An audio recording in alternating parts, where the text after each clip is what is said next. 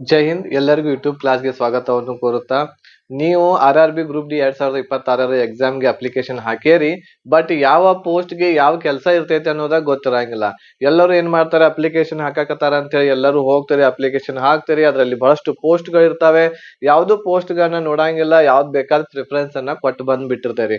But ಈಗ ನೀವು already application ಹಾಕೇರಿ, ಈಗ ಏನು ಚೇಂಜಸ್ ಮಾಡಕ್ ಬರಂಗಿಲ್ಲ. ಯಾಕಂತಂದ್ರೆ ಕರೆಕ್ಷನ್ ಡೇಟು ಕೂಡ ಮುಗಿದು ಹೋಗೈತಿ. ಬಟ್ ನಿಮಗ್ ಗೊತ್ತಿರಬೇಕು RRB ಗ್ರೂಪ್ ಡಿ ದಲ್ಲಿ ಎಷ್ಟು ಪೋಸ್ಟ್ ಗಳು ಬರ್ತಾವೆ, ಆ ಪೋಸ್ಟ್ ಗಳಿಗೆ ಏನೆಲ್ಲ ಕೆಲಸ ಇರ್ತೈತಿ, ಆಮೇಲೆ ನಿಮ್ಗೆ ಸೂಟೇಬಲ್ ಆಗಿರುವಂತಹ ಪೋಸ್ಟ್ ಯಾವ್ದು ಆಗುತ್ತೆ ಅನ್ನೋದು ಈ ವಿಡಿಯೋದಲ್ಲಿ ನಾವು ನೋಡ್ತಾ ಹೋಗೋಣ. ಯಾವ ಪೋಸ್ಟ್ ದಲ್ಲಿ ಯಾವ ಕೆಲಸ ಇರ್ತೈತಿ, ಆಮೇಲೆ ಯಾವ ಪೋಸ್ಟ್ ದಲ್ಲಿ ಬಹಳ ಬೇಗನೆ ಪ್ರಮೋಷನ್ಸ್ ಗಳು ಆಗ್ತಾವೆ, ನೈಟ್ ಡ್ಯೂಟಿ ಯಾವ ಪೋಸ್ಟ್ ಗಳಿಗೆ ಇರ್ತೈತಿ, ಆಮೇಲೆ ಗರ್ಲ್ಸ್ ಗಳಿಗೆ ಯಾವ ಪೋಸ್ಟ್ ಬೆಸ್ಟ್ ಆಗಿರ್ತೈತಿ, ಈ ಎಲ್ಲವುಗಳನ್ನ ನಾವು ಈ ಒಂದು ವಿಡಿಯೋದ ಮಾಧ್ಯಮದ ಮೂಲಕ ನಿಮ್ಗೆ ತಿಳಿಸಿಕೊಡ್ಲಿಕ್ಕೆ ಹೋಗ್ತಾ ಇದ್ದೇವೆ. ಸೊ ವಿಡಿಯೋವನ್ನ ಸಂಪೂರ್ಣವಾಗಿ ನೋಡ್ರಿ, ಸ್ಕಿಪ್ ಮಾಡಕ್ ಹೋಗ್ಬೇಡ್ರಿ. ನಿಮ್ಗ ಯೂಸ್ಫುಲ್ ಮತ್ತು ಇಂಪಾರ್ಟೆಂಟ್ ಆಗಿರುವಂತಹ ಮಾಹಿತಿ ಇದರಲ್ಲಿ ಸಿಗ್ತಾ ಇದೆ. ಸೊ ಈಗ ನಾವು ನೋಡೋಣ ಯಾವ ಪೋಸ್ಟ್ ಬೆಸ್ಟ್ ಇದೆ ಈ RRB ಗ್ರೂಪ್ ಡಿ 2026 ವೇಕೆನ್ಸಿಗಳಲ್ಲಿ, ಆಮೇಲೆ ಯಾವ ಪೋಸ್ಟ್ ಗೆ ಯಾವ ಕೆಲಸ ಇರ್ತೈತಿ ಅದನ್ನು ಕೂಡ ನಾವು ಈ ವಿಡಿಯೋದಲ್ಲಿ ನೋಡ್ತಾ ಹೋಗೋಣ. ಇದಾದ್ಮೇಲೆ 2026 ವೇಕೆನ್ಸಿ ಇದೆ. 27ರಲ್ಲಿ ಮತ್ತೆ ವೇಕೆನ್ಸಿಗಳು ಬರ್ತಾವೆ. ಆ ಟೈಮ್ ದಲ್ಲಿ ನೀವು ಅಪ್ಲಿಕೇಶನ್ ತುಂಬಬೇಕಾಗಿತ್ತು ಅಂತಂದ್ರ ಇಲ್ಲಿ ನಾ ಹೇಳುವಂತಹ ಏನ್ ಪೋಸ್ಟ್ ಗಳಿದಾವೋ ಆ ಪೋಸ್ಟ್ ಗಳನ್ನ ಫಸ್ಟ್ ಪ್ರಿಫರೆನ್ಸ್ ಅನ್ನ ಕೊಟ್ಟು ನೀವು ಅಪ್ಲಿಕೇಶನ್ ಅನ್ನ ಫಿಲ್ಅಪ್ ಮಾಡ್ರಿ. ನೀವು ಎಲ್ಲರೂ ಕೂಡ ಬಹಳಷ್ಟು ಓದ್ತಾ ಇದ್ದೀರಿ, ಸ್ಟಡಿ ಮಾಡ್ತಾ ಇದ್ದೀರಿ, ಹಾರ್ಡ್ ವರ್ಕ್ ಮಾಡಾಕತ್ತೀರಿ. ಆದ್ರೆ ಏನು ಅಂತಂದ್ರೆ ಯಾವ ಪೋಸ್ಟ್ ಸಿಗ್ತೈತಿ ಗೊತ್ತಾಗಂಗಿಲ್ಲ. ಬಟ್ ನೀವು ಪ್ರಿಫರೆನ್ಸ್ ಒಳ್ಳೆ ರೀತಿಯಿಂದ ಕರೆಕ್ಟ್ ಆಗಿ ನೀವು ಕೊಟ್ಟಿದ್ರಿ ಅಂತಂದ್ರೆ ನಿಮ್ಗ ಸೂಟೇಬಲ್ ಆಗಿರುವಂತಹ ಪೋಸ್ಟ್ ಕೆಲಸ ನಿಮ್ಗ ಸಿಗ್ತೈತಿ. ಓಕೆ, ಸೊ ಹಾಗಾಗಿ ನೀವು ಮಾಡುವಂತಹ ಏನ್ ಪ್ರಯತ್ನ ಇದೆ, ಹಾರ್ಡ್ ವರ್ಕ್ ಇದೆ, ಅದು ವ್ಯರ್ಥವಾಗಿ ಹೋಗ್ಬಾರ್ದು. ಆಮೇಲೆ ನನಗೆ ಇದು ಪೋಸ್ಟ್ ಬ್ಯಾಡ್ ಆಗಿತ್ತಪ್ಪ, ಸುಮ್ನ ಈ ಕೆಲ್ಸಕ್ಕೆ ಬನ್ನಿ ನಾನು ಅಂತ ಹೇಳ್ತೀರಿ. ಇಷ್ಟೆಲ್ಲಾ ಏನು ಸ್ಟಡಿ ಮಾಡಿ ನೀವು ಆ ಜಾಬ್ ಅನ್ನ ತೆಗೆದುಕೊಂಡಿರ್ತೀರಿ. ಬಟ್ ಆಮೇಲೆ ನಿಮ್ಗೆ ಇಷ್ಟ ಆಗ್ಲಿಲ್ಲ ಅಂತಂದ್ರೆ ಏನು ಮಾಡಕ್ ಆಗಂಗಿಲ್ಲ. ಸೊ ಅದ್ರ ಸಲುವಾಗಿ ಪೋಸ್ಟ್ ಪ್ರಿಫರೆನ್ಸ್ ಅನ್ನ ನೋಡ್ಬೇಕಾಗುತ್ತೆ, ಯಾವ ಪೋಸ್ಟ್ ಯಾವ ರೀತಿ ಇದೆ ಅನ್ನೋದು ಕೂಡ ನಿಮ್ಗ ಗೊತ್ತಿರ್ಬೇಕಾಗುತ್ತೆ. ಸೊ ಈ ಸಲ ನೋಡ್ರಿ, ಟೋಟಲ್ ಆಗಿ ಇಷ್ಟು ಪೋಸ್ಟ್ ಗಳು ಇಲ್ಲಿ ಬಂದಾವೆ. ಈಗ ಇದು ಹಿಂದಿನ ಪೋಸ್ಟ್ ಗಳು, ಇದು ಹೌದಾ 2025ರಲ್ಲಿ ಬಂದಿರುವಂತಹ ಪೋಸ್ಟ್ ಗಳು ನೋಡ್ರಿ. ಇದು 2025ರಲ್ಲಿ ಬಂದಿರುವಂತಹ ಪೋಸ್ಟ್ ಗಳು. ಇವು 2026ರಲ್ಲಿ ಅಂದ್ರೆ ಈಗೇನ್ ಜಸ್ಟ್ ಬಂದಿದೆ ಆ ಪೋಸ್ಟ್ ಗಳು 22,195 ಇದಾವು. ಆಮೇಲೆ ಹಿಂದಿನ ವರ್ಷ 32,438 ಹುದ್ದೆಗಳ ಕಾಲ್ಫಾರ್ಮ್ ಆಗಿತ್ತು. ಇದರಲ್ಲಿ ಪಾಯಿಂಟ್ಸ್ ಮನ್ ಬಿ ಅಂತ ಹೇಳಿದೆ. ಈ ಸಲ 4,800 ಇದಾವೆ. ಇದ್ರೊಳಗೆ ಮೊದಲು ಯಾವ್ಯಾವ ಪೋಸ್ಟ್ ಇರ್ತಾವ ಅದನ್ನ ನೋಡ್ಕೊಡ್ರಿ. ಆಮೇಲೆ ಇವುಗಳ ಡಿಟೇಲ್ ಆಗಿ ನಾನು ನಿಮಗೆ ಹೇಳ್ತಾ ಇದ್ದೇನೆ. ಪಾಯಿಂಟ್ಸ್ ಮನ್ ಇದೆ, ಆಮೇಲೆ ಅಸಿಸ್ಟೆಂಟ್ ಟ್ರ್ಯಾಕ್ ಮಷೀನ್ ಇದೆ, ಅಸಿಸ್ಟೆಂಟ್ ಬ್ರಿಡ್ಜ್ ಇದೆ, ಅಸಿಸ್ಟೆಂಟ್ ಮೇಂಟೈನರ್ ಇದೆ, ಆಮೇಲೆ ಅಸಿಸ್ಟೆಂಟ್ ಪಿ ವೇ ಅಂತ ಹೇಳಿದೆ, assistant C&W, assistant loco shed ಅಂತ ಇದೆ, ಅಸಿಸ್ಟೆಂಟ್ ವರ್ಕ್ಶಾಪ್ ಮೆಕ್ಯಾನಿಕಲ್ ಇದೆ, ಅಸಿಸ್ಟೆಂಟ್ SNT ಇದೆ, ಅಸಿಸ್ಟೆಂಟ್ TRD ಇದೆ, ಅಸಿಸ್ಟೆಂಟ್ ಲೋಕೋ ಶೆಡ್ ಎಲೆಕ್ಟ್ರಿಕಲ್ ಇದೆ, ಅಸಿಸ್ಟೆಂಟ್ ಆಪರೇಷನ್ಸ್ ಎಲೆಕ್ಟ್ರಿಕಲ್ ದೊಳಗಿದೆ, ಆಮೇಲೆ ಅಸಿಸ್ಟೆಂಟ್ TL ಅಂಡ್ AC ದೊಳಗಿದೆ, ಆಮೇಲೆ assistant TL and AC workshop ಒಳಗಿದೆ. ನೋಡ್ರಿ, ವರ್ಕ್ಶಾಪ್ ಅಂತ ಹೇಳಿ ಎಲ್ಲೆಲ್ಲಿ ಐತ್ಲಾ, ಆ ವರ್ಕ್ಶಾಪ್ ದಲ್ಲಿ ಬಹಳ ಬೆಸ್ಟ್ ಪೋಸ್ಟ್ ಇರ್ತೈತಿ. ಬಹಳ ಒಳ್ಳೆಯ ಒಂದು ಕೆಲಸ ಅಂತಂದ್ರೆ ಆರಾಮಾಗಿ ಕೆಲಸವನ್ನ ಮಾಡಬಹುದು. ಎಲ್ಲೂ ಬೇರೆ ಕಡೆ ದೂರ ಆ ಕಡೆ ಈ ಕಡೆ ತಿರುಗಾಡುವಂತ ಅವಶ್ಯಕತೆ ಇರಂಗಿಲ್ಲ. ಬಟ್ ಈ ಸಲ ವರ್ಕ್ಶಾಪ್ ಇದ್ರೊಳಗೂ ಆಗಿಲ್ಲ, ಇದ್ರೊಳಗೂ ಕೂಡ ಏನಾಗಿಲ್ಲ, ಕಾಲ್ಫಾರ್ಮ್ ಆಗಿಲ್ಲ. ಹೋದ್ ವರ್ಷ ಇದ್ದು, ಬಟ್ ಈ ಸಲ ಅದ್ರೊಳಗ ಯಾವುದೇ ವೇಕೆನ್ಸಿಗಳು ಬಂದಿಲ್ಲ. ಈಗ ಒಂದೊಂದಾಗಿ ನಾವು ನೋಡ್ತಾ ಹೋಗೋಣ. ಒಂದೇದ್ದು ನಾವು ಇಲ್ಲಿ ನೋಡೋದಾದ್ರೆ ಪಾಯಿಂಟ್ಸ್ ಮನ್ ಬಿ ಅಂತ ಹೇಳಿ ಇದೆ. ಹೌದಾ, ಇದು ಹೋದ್ ವರ್ಷದಿದೆ, ಇದನ್ನ ಲೆಕ್ಕಕ್ಕೆ ತಗೊಳಕ್ ಹೋಗ್ಬೇಡ್ರಿ ವೇಕೆನ್ಸಿಗಳು. ಇದು ಪಾಯಿಂಟ್ಸ್ ಮನ್ ಬಿ ಅಂತ ಹೇಳಿ ಇದೆ. ನೋಡ್ರಿ, ಈ ಸಲ ಎಷ್ಟಿದಾವ ಪಾಯಿಂಟ್ಸ್ ಮನ್ ಬಿಗೆ 4,845 ಹುದ್ದೆಗಳಿದಾವ. ಹೌದಾ, ಅತಿ ಹೆಚ್ಚಿನ ಹುದ್ದೆಗಳಿದಾವ.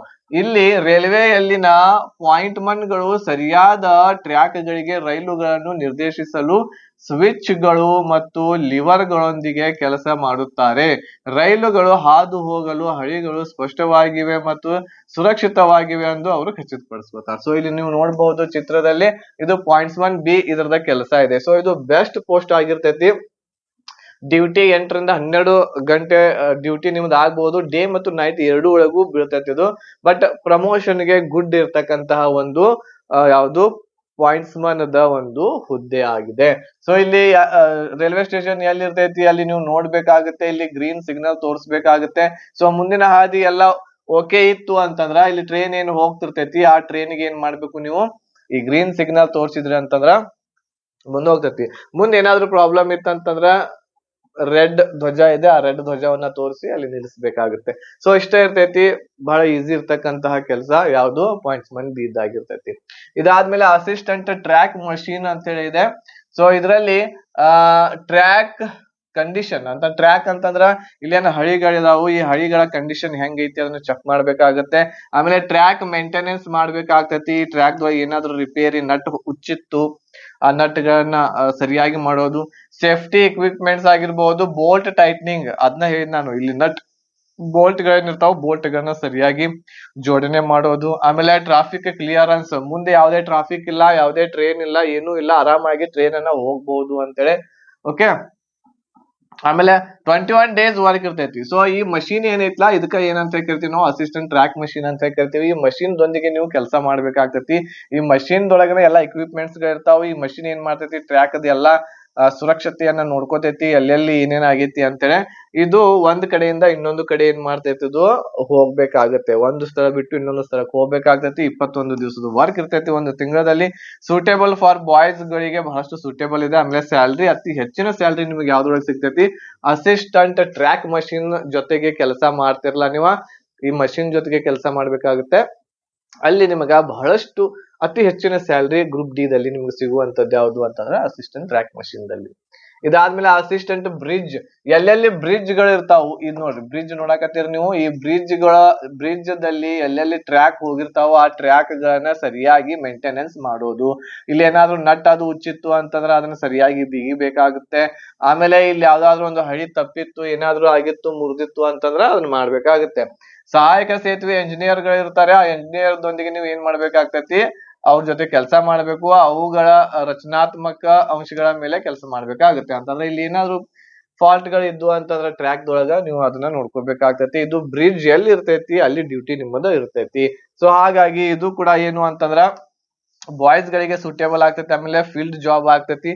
ಫೀಲ್ಡ್ ಅಂತಂದ್ರ ಎಲ್ಲಿ ಬ್ರಿಡ್ಜ್ ಇರ್ತಾವ ಅಲ್ಲಿ ಹೋಗ್ಬೇಕಾಗ್ತೈತಿ. ಆಮೇಲೆ ಟೆಕ್ನಿಷಿಯನ್ ಹೆಲ್ಪರ್ ನಿಮ್ ಜೊತೆಗೂ ಕೂಡ ಇದರಲ್ಲಿ ಇರ್ತಾರೆ. ಇದಾದ್ಮೇಲೆ ಟ್ರ್ಯಾಕ್ ಮೇಂಟೈನರ್ ಅಂತ ಇದೆ, ಗ್ರೇಡ್ 4.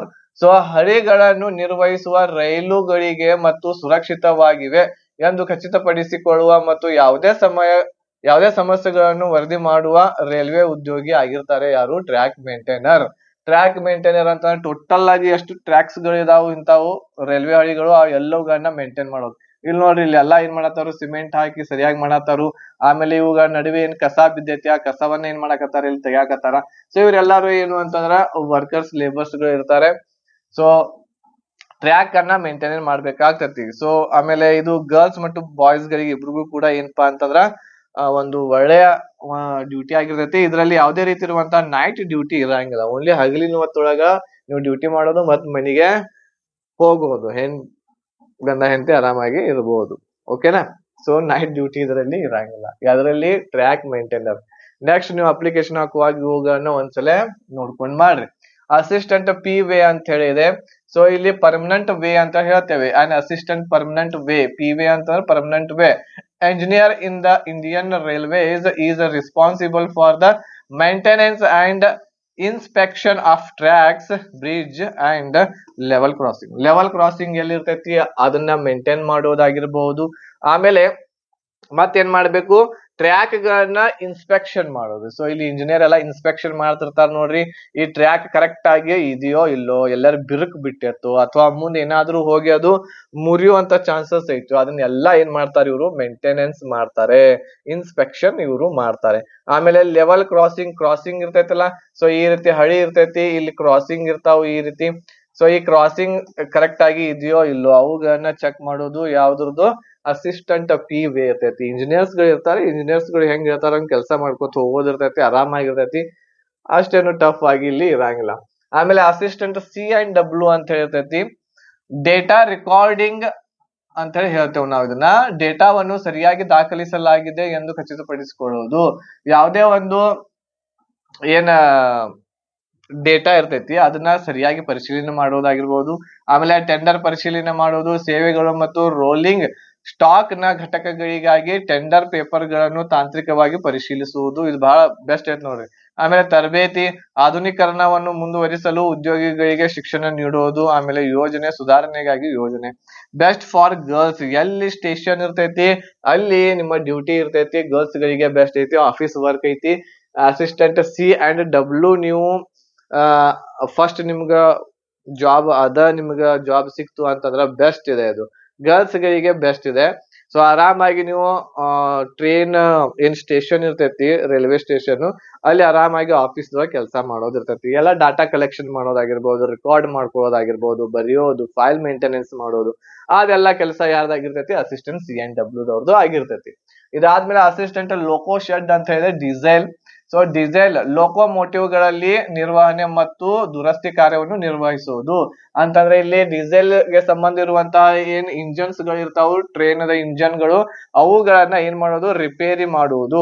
ರಿಪೇರಿ ಅಂದ್ರೆ ನಿಮಗೆ ಟ್ರೈನ್ ರಿಪೇರಿ ಮಾಡಕ್ ಬರ್ತೈತಿ, ಬರಂಗಿಲ್ಲ, ಇಂಜಿನಿಯರ್ಸ್ ಗಳಲ್ಲಿ ನಿಂತಿರ್ತಾರೋ, ಆ ನಟ್ ಬಿಗಿ, ಈ ಎಣ್ಣಿ ಹಾಕು, ಅದನ್ನ ತೆಗಿ, ಆ ವೈರ್ ಜೋಡಿಸು, ಇದನ್ನ ಮಾಡು, ಅದನ್ನ ತೆಗಿ, ಇದನ್ನ ಹಾಕು, ಅದನ್ನ ನಿಮಗೆ ಹೇಳ್ತಿರ್ತಾರ.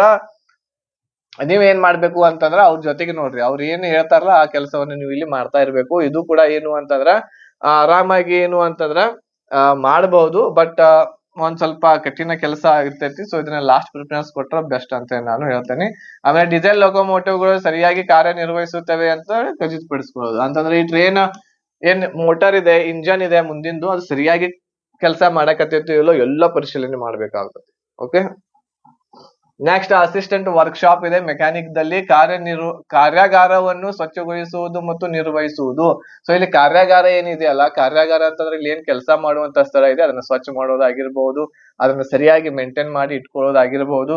ಗೊತ್ತುಪಡಿಸಿದ ಪ್ರದೇಶಗಳಲ್ಲಿ ತ್ಯಾಜ್ಯವನ್ನು ವಿಲೇವಾರಿ ಮಾಡುವುದು. ಎಲ್ಲಿ ಅವರು ಈ ವೇಸ್ಟ್ ಸಾಮಾನ್ ಇರ್ತೈತಿ, ಒಂದೇನೋ ಮುರಿದಿರ್ತೈತಿ ಅದನ್ನ, ಆಮೇಲೆ ಏನಾರು ಇರ್ತೈತಿ ಅದ್ರೊಳಗೆ ಸಾಮಾನುಗಳು ಮುರಿದಿರ್ತಾವೆ, ಹಾಳಾಗಿರ್ತಾವೆ, ಅವುಗಳನ್ನೇ ವಿಲೇವಾರಿ ಮಾಡೋದು. ಅಂತಂದ್ರೆ ಎಲ್ಲಿ ಅವರೊಂದು ಸ್ಥಳ ಹೇಳಿರ್ತಾರ ಆ ಸ್ಥಳದಲ್ಲಿ ಹೋಗಿ ಇಡೋದು. ಕಾರ್ಯಾಗಾರದ ಮೇಲ್ವಿಚಾರಕ ಸೂಚನೆಗಳನ್ನು ಅನುಸರಿಸುವುದು ಅಂತಂದ್ರೆ ಇಲ್ಲಿ ಏನ್ ಇಂಜಿನಿಯರ್ಸ್ ಗಳು ಹೇಳ್ತಾರೋ ಆ ಎಲ್ಲಾ ಮಾತುಗಳನ್ನ ಕೇಳಬೇಕಾಗ್ತತಿ. ಆಮೇಲೆ ಟೂಲ್ ಡ್ರೆಸ್ಸಿಂಗ್ ಗೆ ಸಹಾಯಕ ಮಾಡುವುದು ಅಂತಂದ್ರೆ ಇಲ್ಲಿ ಏನಾದ್ರು ರಿಪೇರಿ ಮಾಡೋದಾದ್ರು ಇತ್ತಂದ್ರೆ ಅದನ್ನು ನೀವು ಮಾಡ್ಬೇಕಾಗ್ತತಿ. ಉಪಕರಣಗಳನ್ನು ನಿರ್ವಹಿಸುವುದು, ಆಮೇಲೆ ವಿಶೇಷವಾಗಿ ಯಾಂತ್ರಿಕ ಮತ್ತು ಎಲೆಕ್ಟ್ರಾನಿಕ್ ಮಾಪಕಗಳು ಗರ್ಲ್ಸ್ ಗಳಿಗೆ ಸೂಟೇಬಲ್ ಇದೆ. ಸೊ ಎಲ್ಲಿ ರೈಲ್ವೆ ಇಂಜಿನ್ಸ್ ಗಳು ರಿಪೇರಿ ಆಗ್ತಿರ್ತಾವು, ಸೊ ಅಲ್ಲಿ ಏನಪ್ಪಾ ಅಂತಂದ್ರೆ ಕೆಲಸ ಮಾಡ್ಬೇಕಾಗತ್ತೆ.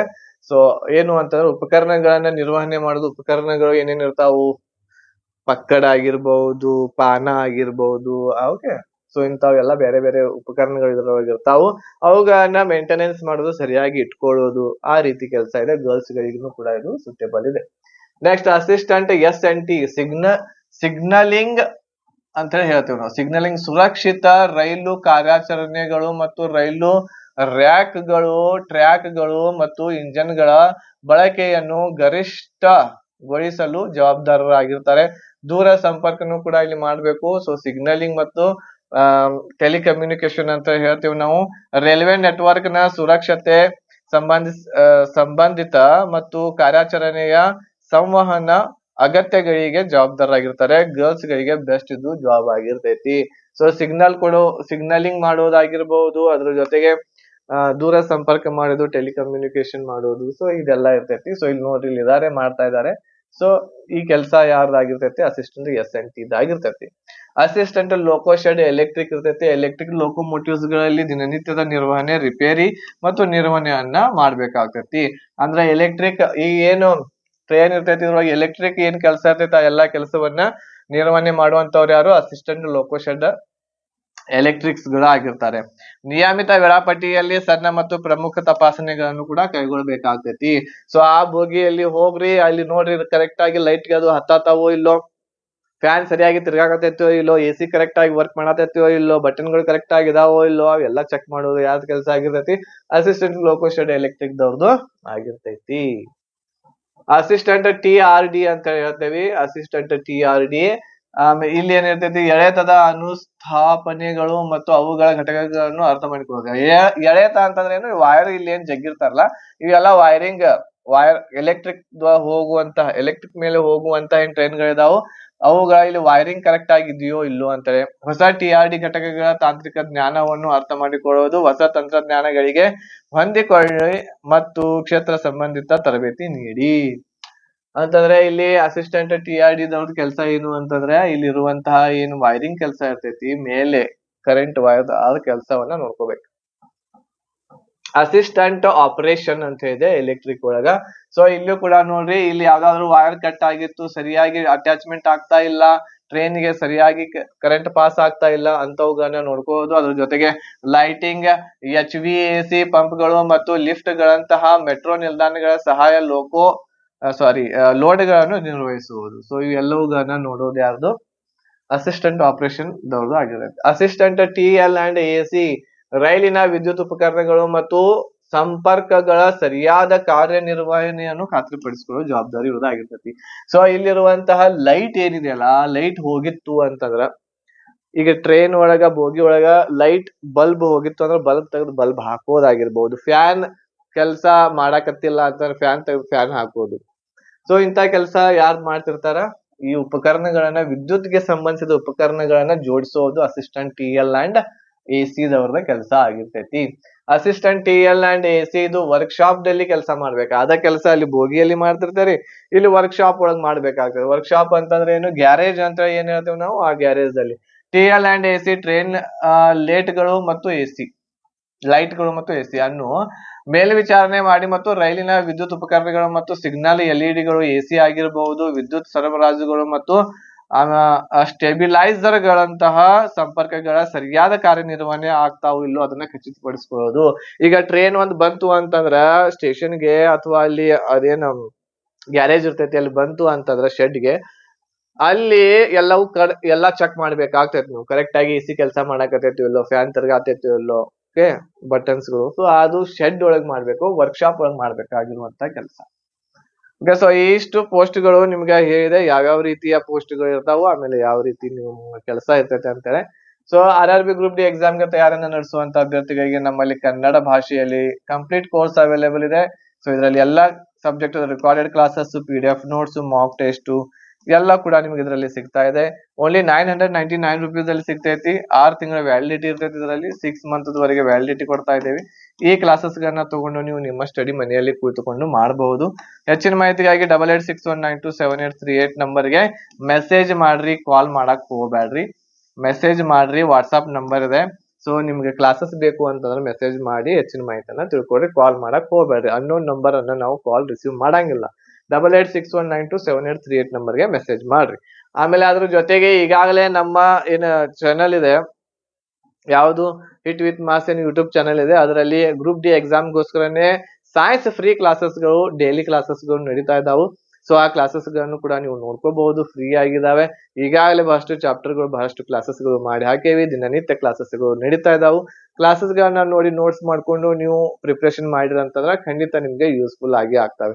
ಒಂದ್ಸಲ ಕ್ಲಾಸ್ ಗಳನ್ನ ನೋಡಿ, ಇಲ್ಲಿ ಲಿಂಕ್ ಬರುತ್ತೆ. ಓಕೆ, ಇಲ್ಲಿ ಲಿಂಕ್ ಬರ್ತಾ ಇದೆ ನೋಡ್ರಿ ಈಗ. ಸೊ ಆ ಲಿಂಕ್ ಮೇಲೆ ಕ್ಲಿಕ್ ಮಾಡ್ರಿ, ಅದು ಎಲ್ಲಾ ಕ್ಲಾಸಸ್ಗಳು ನಿಮ್ಗೆ ಸೀರಿಯಲ್ ವೈಸ್ ಸಿಗ್ತಾವ. 13 ಕ್ಲಾಸಸ್ ಈಗ ಆಗ್ಯಾವ ಆಲ್ರೆಡಿ. ವಿಡಿಯೋಸ್ಗಳು ಎಲ್ಲವುಗಳನ್ನ ಸೀರಿಯಲ್ ವೈಸ್ ನೋಡ್ತಾ ಹೋಗ್ರಿ, ನಿಮ್ಗೆ ಖಂಡಿತ ಯೂಸ್ಫುಲ್ ಆಗಿ ಆಗುತ್ತೆ. ಸೊ ಈ ಮಾಹಿತಿ ನಿಮ್ಗೆ ಇಷ್ಟ ಆಗಿತ್ತು ಅಂತಂದ್ರೆ ಲೈಕ್, ಶೇರ್, ಸಬ್ಸ್ಕ್ರೈಬ್ ಮಾಡ್ರಿ. ಇಷ್ಟ ಆಗಿದ್ರೆ ಲೈಕ್, ಶೇರ್, ಸಬ್ಸ್ಕ್ರೈಬ್ ಮಾಡ್ರಿ, ಇಲ್ಲ ಅಂತಂದ್ರ ಮಾಡಕ್ ಹೋಗ್ಬೇಡ್ರಿ. ಓಕೆ, ನಿಮ್ ಇಷ್ಟ ಇರ್ತೈತಿ ಅದು. ಬಟ್ ನಾವಿಷ್ಟೆಲ್ಲಾ ಕಷ್ಟ ಪಡಕತ್ತೇವೆ ಅಂತಂದ್ರೆ ನಿಮ್ಮ ಒಂದು ಕರ್ತವ್ಯ ಆಗ್ತೈತಿ. ಒಂದು ಲೈಕ್ ಮಾಡೋದು, ಒಂದು ಕಮೆಂಟ್ ಮಾಡೋದು, ಆಮೇಲೆ ಈ ವಿಡಿಯೋದ ಲಿಂಕ್ ಅನ್ನ ಬೇರೆದವರಿಗೆ ಶೇರ್ ಮಾಡೋದು. ಎಲ್ಲರಿಗೂ ಶೇರ್ ಮಾಡ್ರಿ. ಇದೇ ರೀತಿ ಇರುವಂತಹ ವಿಡಿಯೋಸ್ಗಳು ನಿಮ್ಗ ನಮ್ಮ ಚಾನೆಲ್ ನಲ್ಲಿ ಸಿಗ್ತಿರ್ತಾವ, ಇನ್ಫಾರ್ಮೇಟಿವ್ ವಿಡಿಯೋಸ್ಗಳು.